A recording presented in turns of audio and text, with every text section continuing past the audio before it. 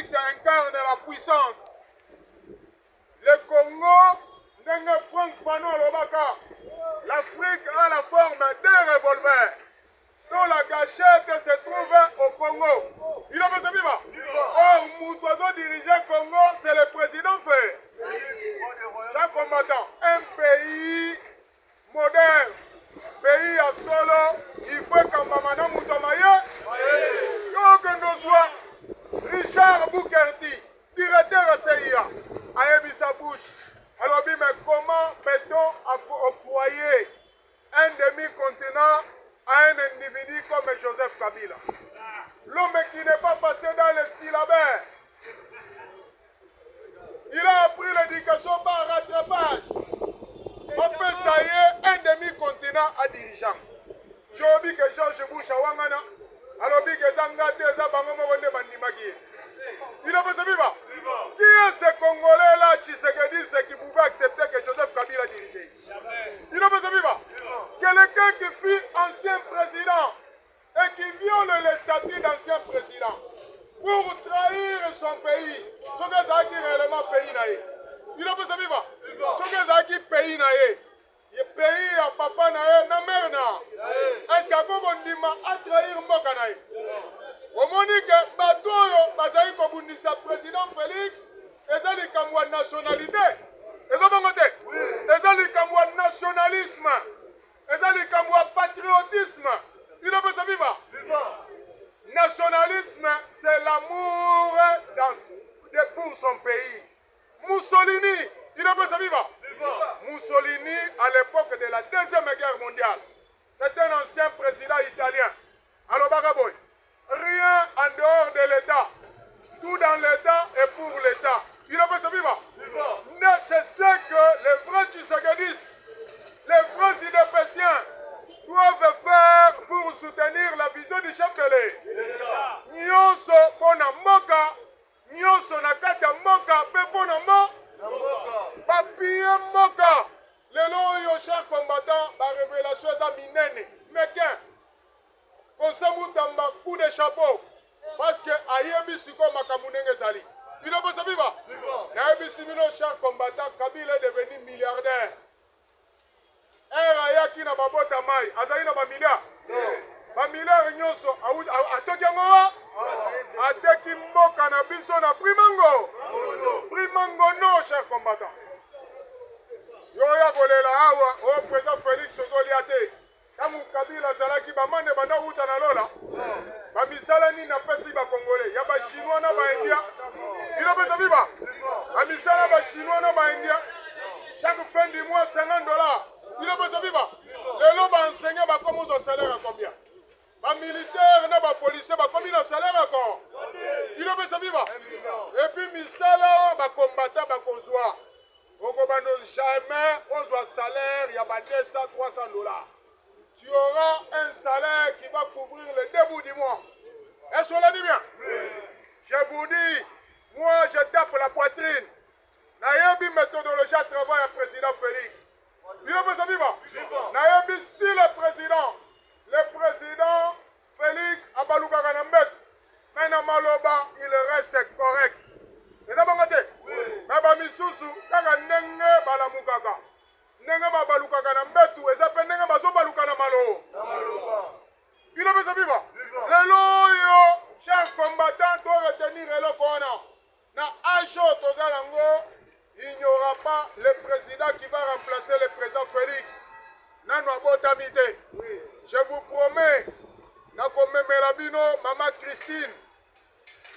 Na promettre bino, na komemela bino maman Christine. Tangu na banolo ba makambo ya trompawa ebele baza ko douter. Mais maman wana autaki na likama liwa. Sambe apprécier ba détail ebele. Ce sera la première fois une maman amatana podium pour comprendre sikoyo degré ya métaphysique parlement de Bouddha et Zouamaki. Il n'a pas se vivre. Nous avons sauvé le Congo derrière le chef de l'État. Nous avons soutenu la grande vision du chef de l'État. Au-delà, même, il y a ma structure, il y a IDPS. Il n'a pas se vivre. Biso te démontrer militantisme na biso, total ici niveau de compréhension. opération politique. Puis au Parlement de Boubouda. Il ne peut pas vivre. Pendant que d'autres couraient ça et là, en train de chercher à faire la mendicité. Mais puis au Parlement de Bouto, Kigali Corias. Alors, na proverbe pana biso, mono batindaka, yoana lia. Vous avez été fidèles dans les petites choses, vous le serez aussi dans les grandes choses. D'abord, pour la bino moko chako mataki. Na bengisi mama wana, akoleka na chaîne na biso à YouTube. Mama wana akoloba pe pa na bino en public. Pour comprendre que le pouvoir à présent Félix est outil dans le pouvoir est outil dans le au Kobunisango mais au Kolonga Moja. Ce Kolongi présent Félix et aux Mukolo Nzamba Lalipo. Ou bien Mukolo Nzambe, Babeti na Moutou. Et là, c'est un raisonnement par absurde, oui ou non? Est-ce que Nzambe a sa bounana Moutou? Est-ce que Nzambe va si balongaye? Est-ce que Nzambe a kenaka congé? Est-ce que Nzambe a la rapondi? Mukolo bakolonga président Félix. Et donc Mukolo Nzambe la lipo. Mukolo Nzambe a congé. Alors moi a accueilli na Congo Bra. Mais Congo Brazza qui y a là-bas? Qu'est-ce qu'il y a là-bas? Il ne peut se vivre. Le pays qui inspire confiance en ce moment. L'Afrique. Ezali RDC. Il ne peut se vivre. Baye baka valeur ya mboka na mutu azokamba ya. Tobeteli président Félix Mabongo.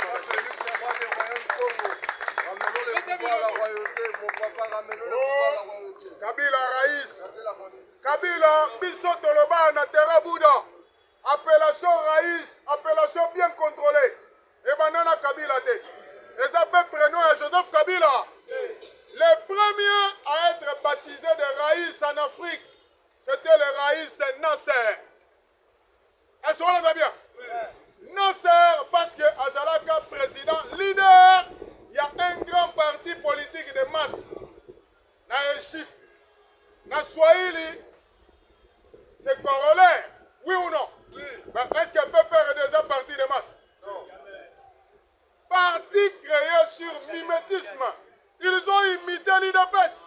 Alors bien au parti du peuple. Est-ce que le peuple est déjà parti du peuple? Non. Créé pour la démocratie et le développement. Est-ce qu'il y avait la démocratie dans les PPRD? Non. Est-ce qu'ils ont laissé le développement au Congo? Non. Batiki kaka ba fausse commune, basali ba génocide, basali pillage. Professeur Luzolo, il ne peut se vivre. Professeur Luzolo, il n'est pas mort. Il est en vie. À cette agence, il y a lutte contre la corruption. Kabila, son style, c'était l'impunité. Il ne peut se vivre. Et bien, le Bayaba quitté Kabila, style, qui impunité. Kimbuta, Akepa Kabila, alobi président, Nazo Kangaluzolo. Apanzinga Sango, alobi na ibima. Kabila, alobi Kende, Soko Bomaye, Bomaye. Luzolo ye, alobi président nazo sa elo liste ya batu ba ibi mbongo. Kabila abi memelanga liste wana. Apesi liste. Alobi ke soko kanga bango kanga ba. Il ne peut vivre. Est-ce que somo na mutu ndenge wana? Oya alobi yelanga liste. Oya alobi nazo boma. Kendoko boma. Il ne peut vivre. Batu ba sauva professeur Luzolo. C'était l'ordre souverain de Malte. Batouba protégeant professeur Luzolo. Quand le président Félix Aye, la CIA aussi est intervenue pour protéger professeur Luzolo. Professeur Luzolo à l'Obiboy. Dans 18 ans, il y a règne, il y a Joseph Kabila. Dans 18 ans, il y a règne, il y a Joseph Kabila. Plus de 228 milliards disparus. Mokanabiso et perdre plus de 228 milliards. Il ne peut pas vivre. C'est que 228 milliards et qu'il y a. Chers combattants de lutte, c'est très grave. Mais le président Félix a été très félin.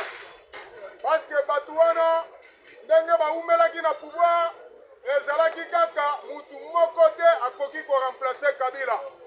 Mais le président Félix a joué avec l'intelligence. Il a été très falin.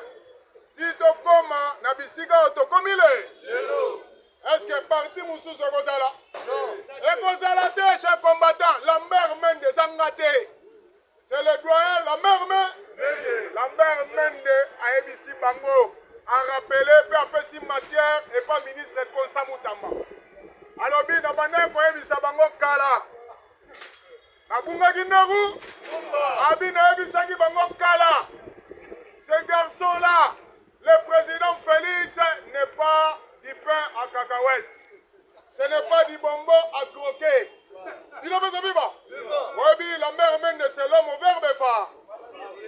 C'est l'homme au verbe facile. Chers combattants, la mère Mende a Ebissi Bango. Abi Geller disait cela. Président Félix, c'est que vous voyez, ce n'est pas du bonbon à croquer. Ce n'est pas du pain à cacahuètes. Namutu, Mukwabo. Mukwabongo. La politique, c'est garde. Garde, chers combattants, Naïbisabino Nabouda, Awa, en Afrique, même en RDC, le président Okuta Nabango faisait partie de l'indigénat.